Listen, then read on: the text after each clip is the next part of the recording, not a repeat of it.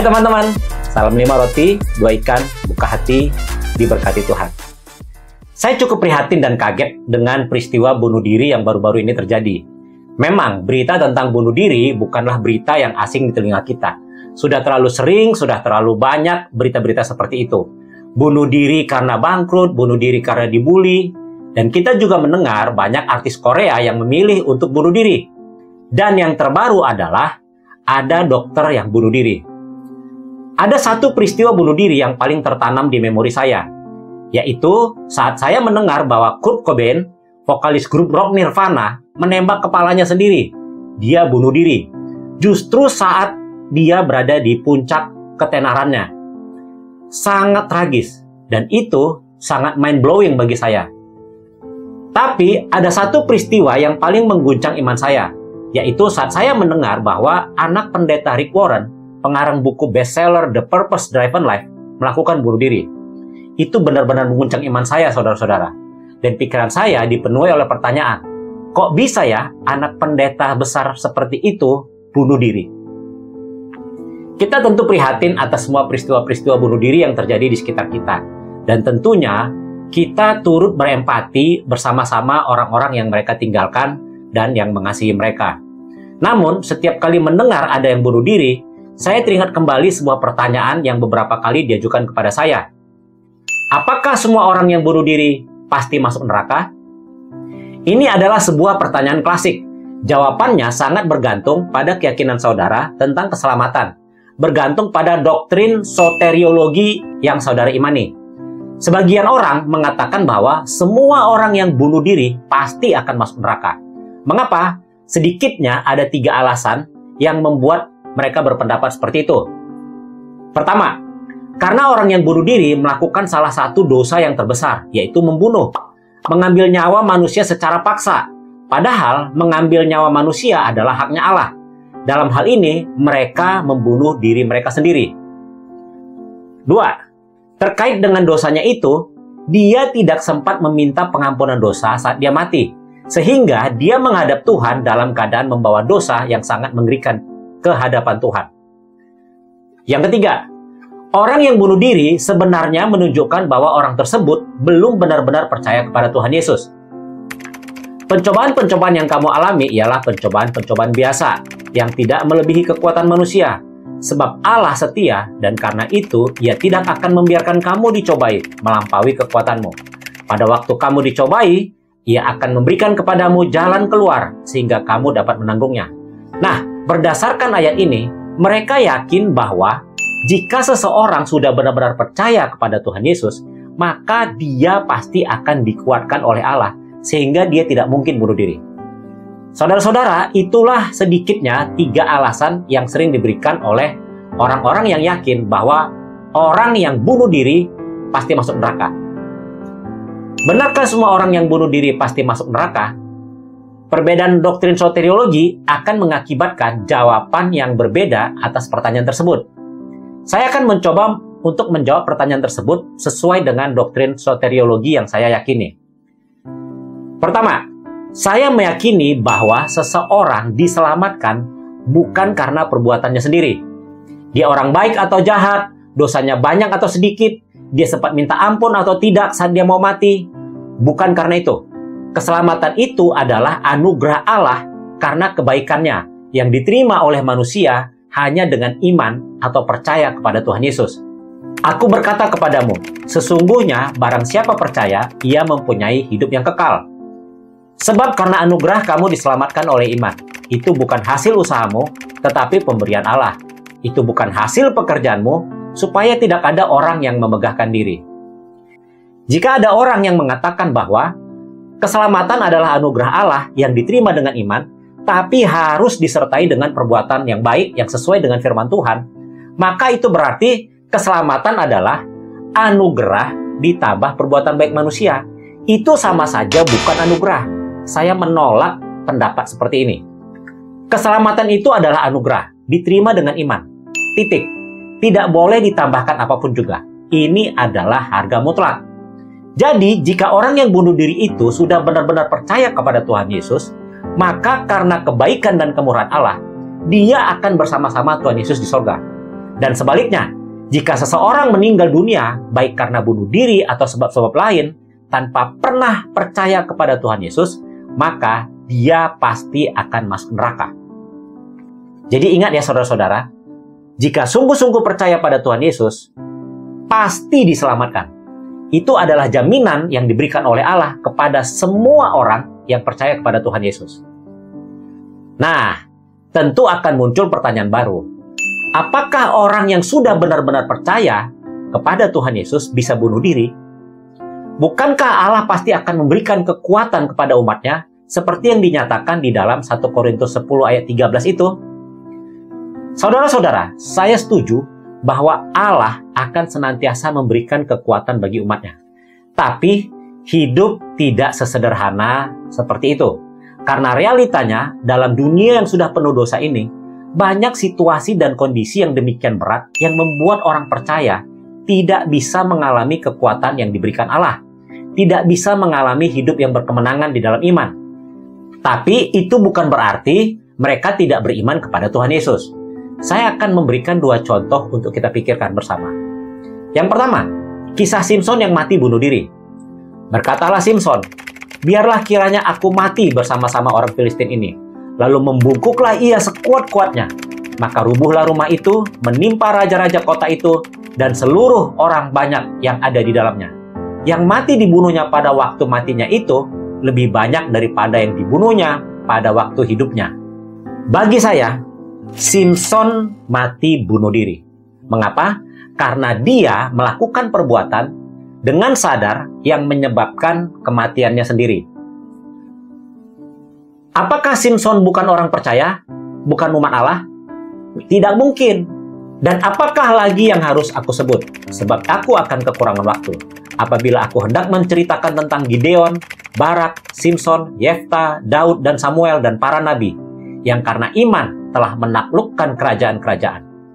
Dalam Ibrani 11 ayat 32, Simson disandingkan dengan Gideon, Barak, Daud, Samuel, dan para nabi sebagai orang yang beriman. Bahkan, kita bisa melihat dengan jelas loh, bahwa Allah sendiri yang memberikan kekuatan yang terakhir kepada Simson untuk bisa melakukan keinginannya tersebut.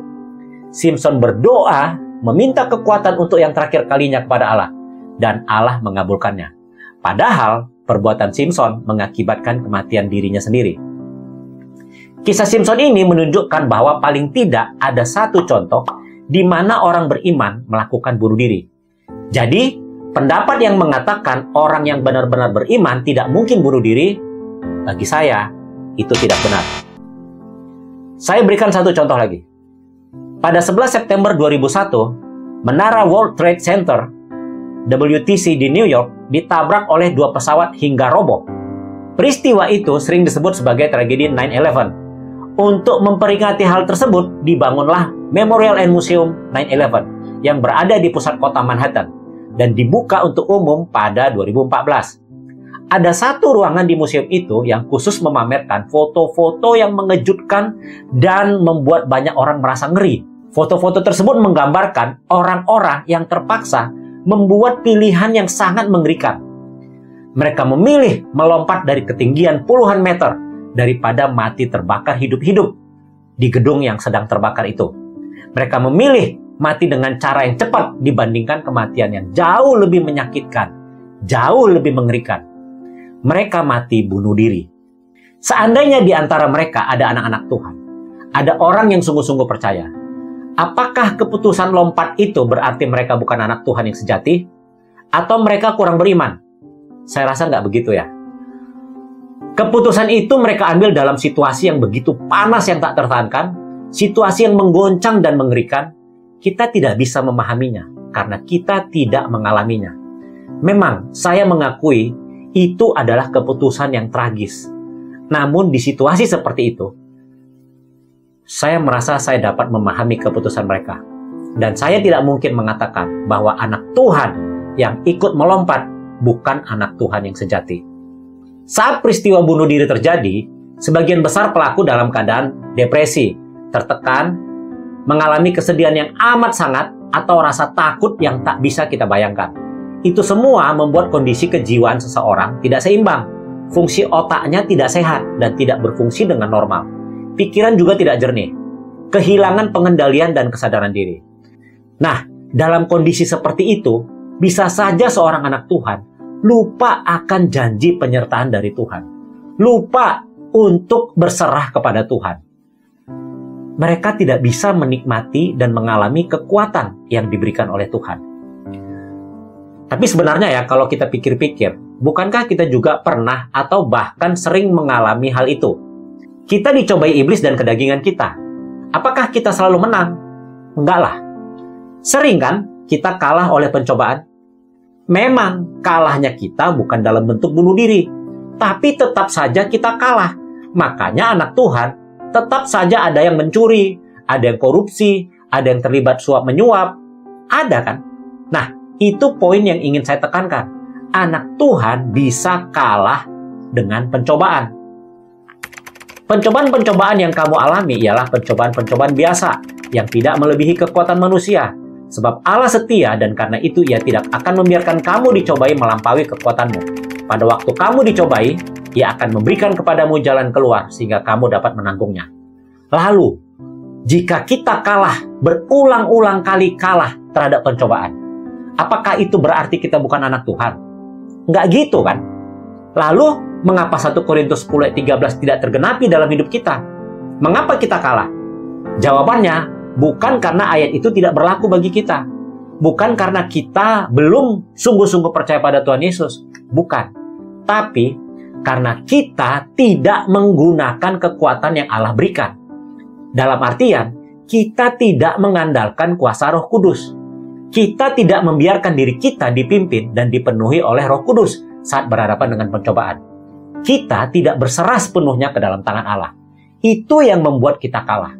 Selama kita mengandalkan kuasa Roh Kudus, kita tidak akan pernah kalah dari pencobaan. Saudara-saudara, menurut saya, anak Tuhan masih mungkin bunuh diri. Bukan karena Allah tidak memberikan jalan keluar. Bukan karena Allah tidak memberikan kuasa untuk menang kepada mereka. Bukan karena Allah tidak memelihara umatnya. Bukan. Tapi karena mereka tenggelam di dalam pergumulan mereka, depresi mereka, dan iman mereka teralihkan untuk sementara dari Allah. Sehingga mereka tidak menyerahkan hidup mereka sepenuhnya ke dalam providensi Allah. Itu yang terjadi. Dapatkah seorang Kristen begitu tertekan dan buta terhadap pengharapan Injil sehingga ia mengakhiri hidupnya dalam keputusasaan? Dan menurut saya jawabannya adalah ya. Alasan saya yang kedua, bunuh diri adalah sebuah dosa yang sangat serius. Tapi bukan dosa yang tidak bisa diampuni. Sekalipun dosamu merah seperti kirmisi, akan menjadi putih seperti salju. Sekalipun berwarna merah seperti kain kesumba, akan menjadi putih seperti bulu domba.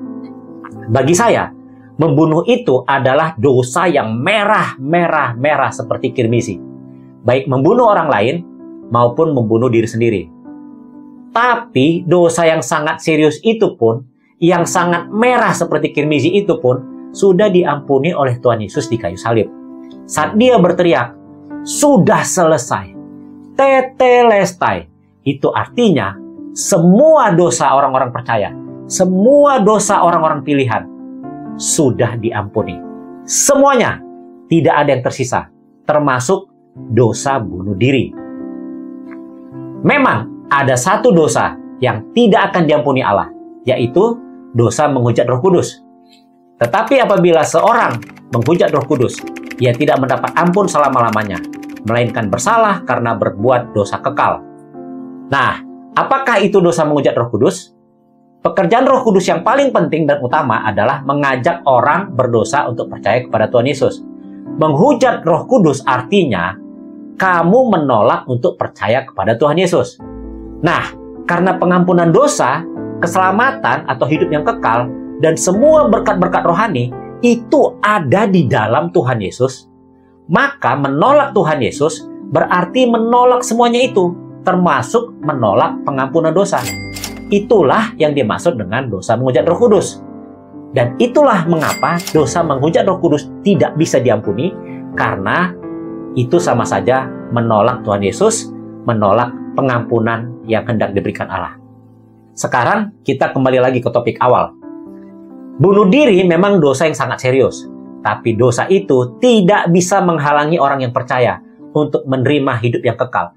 Karena semua dosa, bagaimanapun beratnya, bagaimanapun mengerikannya, bagaimanapun hitamnya, sudah diampuni oleh Tuhan Yesus di kayu salib.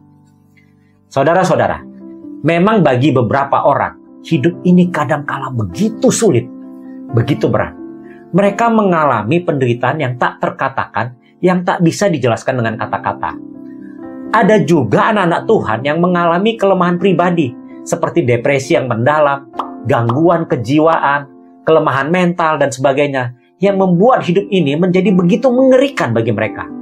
Dan semua itu membuat mereka tidak sanggup menghadapi kehidupan ini.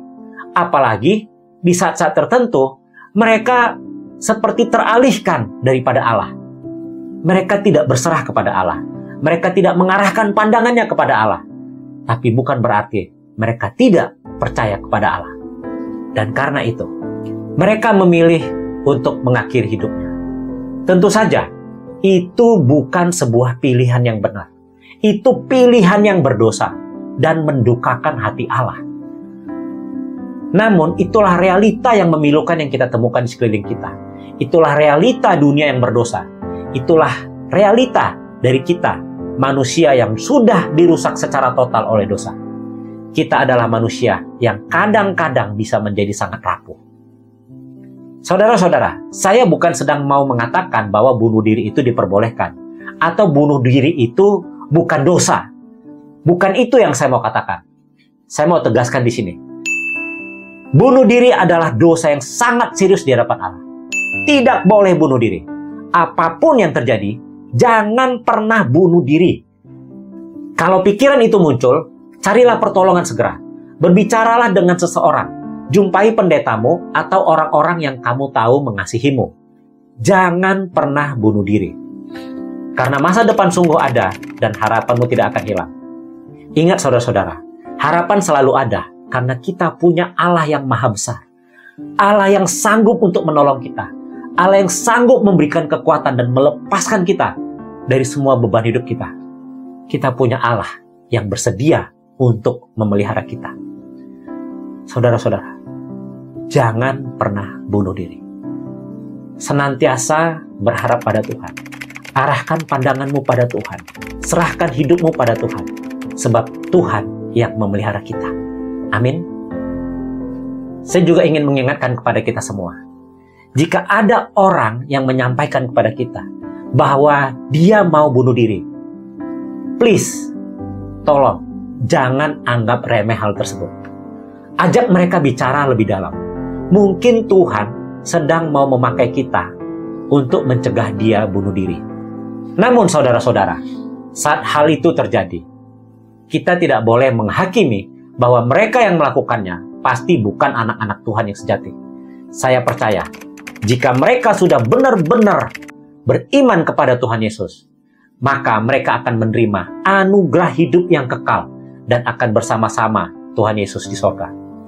Karena tidak ada satu hal pun yang bisa memisahkan kita dari kasih Allah di dalam Yesus Kristus, termasuk dosa bunuh diri.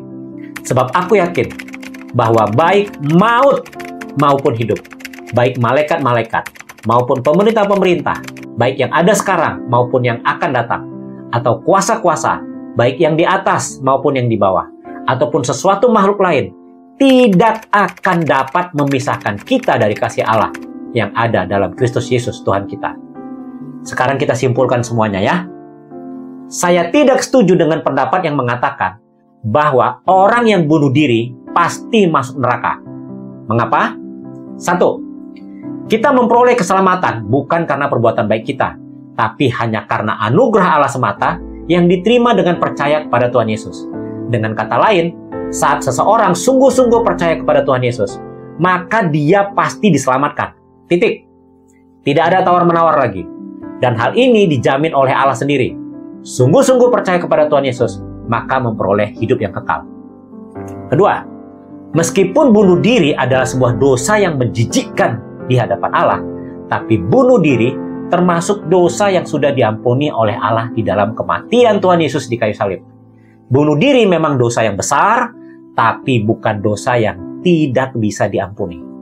Yang ketiga, anak Tuhan yang sungguh-sungguh berserah kepada Allah, memberikan diri mereka dipimpin oleh Roh Kudus, tidak mungkin bunuh diri, karena Allah pasti memelihara hidup mereka dan memberikan kemenangan demi kemenangan. Keempat, karena sesuatu dan lain hal, orang yang sudah sungguh-sungguh percaya kepada Tuhan Yesus bisa saja tenggelam di dalam depresi, kegalauan yang luar biasa, dikuasai oleh ketakutan dan kesedihan yang tak bisa kita bayangkan, yang tak bisa kita pahami. Dan karena itu, mereka teralihkan imannya dari Allah. Di saat seperti itu, anak Tuhan mungkin saja bunuh diri. Yang kelima, saat orang yang sudah benar-benar percaya kepada Tuhan Yesus mati, baik mati karena sakit, kecelakaan, atau karena hal-hal yang lain, termasuk karena mati bunuh diri, maka mereka pasti akan masuk surga. Karena Tuhan Yesus sendiri yang menjamin, barang siapa percaya, ia mempunyai hidup yang kekal. Saya ingin menutup video ini dengan mengutip dari tulisan Pendeta Yakub Trihandoko pada sebuah artikel yang ditulisnya berdasarkan pengalaman pribadi beliau. Sekitar tahun 2000, saya menghadiri ibadah penghiburan di Amerika. Anak salah satu pendeta dan dosen di seminari merenggut nyawanya sendiri. Ketika pertama kali mendengar berita ini, reaksi spontan saya cenderung negatif. Bagaimana mungkin seorang anak pendeta bunuh diri? Apakah ayahnya tidak membimbing kerohanian anak itu dengan baik? Tapi, semua kesan negatif itu seketika sirna tatkala di tengah-tengah ibadah dibacakan catatan bunuh diri yang ditulis anak itu sesaat sebelum dia merenggut nyawanya. Yang saya masih bisa ingat hanyalah beberapa penggalan dari catatan itu, yang kurang lebih berbunyi demikian. Tuhan, Engkau tahu bahwa aku sangat mengasihi Engkau, tetapi aku selalu gagal menaatimu. Aku tidak ingin melukai hatimu lagi. Sekali lagi, kisah ini bukan dimaksudkan sebagai pembenaran bagi tindakan bunuh diri. Tapi biarlah kisah ini menjadi sebuah ajakan bagi kita semua untuk menilai tindakan ini dengan kebijaksanaan dan belas kasihan. Terima kasih sudah menyaksikan video ini. Salam 5 roti, 2 ikan. Buka hati, diberkati Tuhan. Sampai bertemu lagi.